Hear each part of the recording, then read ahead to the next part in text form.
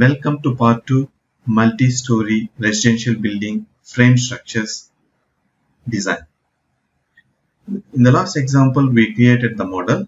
Now let's discuss about finding the beam, column and slab dimensions. I mean width and thickness, etc. based on the requirements. So generally the beam, column and slab dimensions has been defined in two aspects. One is strength criteria, that is based on the bending moment, axial force, shear force coming to the elements, and second criteria is serviceability criteria, which is actually deflection and crack width, etc. So now for the design purpose, strength check we will do it once we get the bending moment and shear force. Now let's discuss about serviceability criteria to assume the suitable section properties for the given structure. For continuous beam, normally the depth of the beam will be calculated based on the span by 26.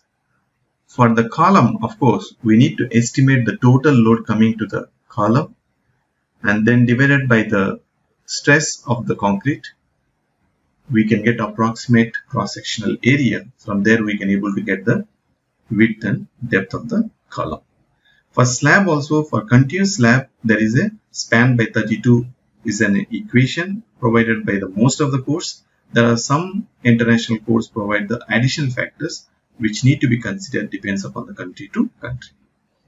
Now for given structure, the dimensions for the continuous beam, we picked up the 6 meters longest span and then provide the same width and depth of the beam, because in a single frame it is not feasible in practical purpose to provide the different depth at different beams and columns. Okay.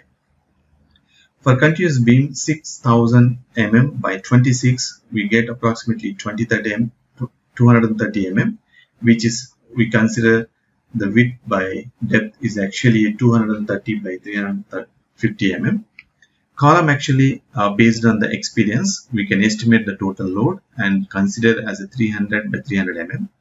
And the slab is actually, the clear span is 5700 and divided by 32 comes around 178.125.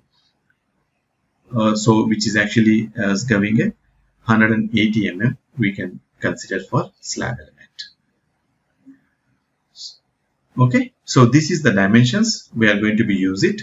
So even for the beam we can use the clear span, but you know, I'm giving a kind of example how the clear span and full span has been used in the design purpose. Okay, now let's assign those properties in the application side.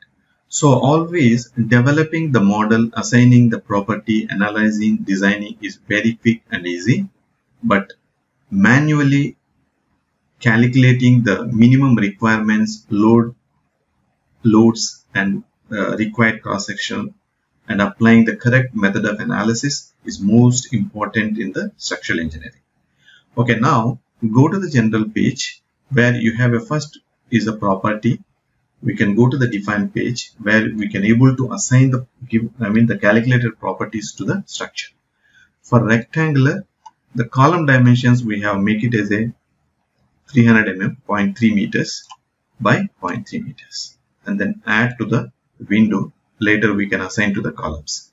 Similarly, for beam, the depth of the beam is 350 mm, which is 0.35 meters, and width of the beam is 230 mm, which is 0.23 meters. Right.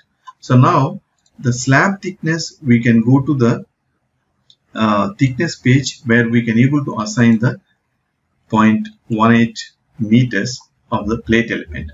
However, in StatPro we have a two way of applying the slab loads into the relevant beams. We can discuss those into the later stage when we are applying for the loads. At this moment I think we can close it. We'll go for beams and columns at the first phase. How to assign this? So you need to select the in the window the relevant reference ID. This is the beam reference ID. If you go to the plan view, so press the control and select these beams. And now once you select all the beams in the structure, if you go to the isometric view, make sure that all the beams has been selected, and then you just simply assign. So once it has been assigned, you can see all the beam properties has been selected right now. So similarly for the columns, you can go to the plan view. So you can select one, all these by window. If you go to the isometric, you see 3 columns vertically, all has been selected. STAAD has another option to select the members as well.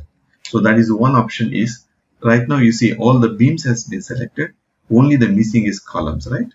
You go to the select option, missing attributes, missing property. So you have, if you can see, the program automatically selected all the columns. It has been missed the properties, right? That means we didn't assign it.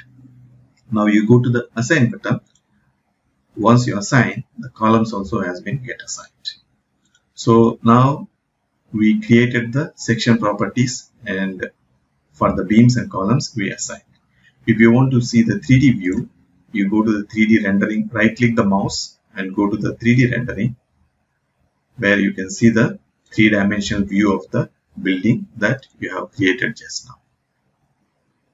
Okay, so now up to here we created the properties, we calculated based on the standards for the dimensions and applied those into the model page. So right now what we have done, the model is ready with the section properties. In the next session we'll go for the wind application, live load and dead load. That is the prerequisite for the analysis. Thank you. Please subscribe to the channel for more videos and more updates.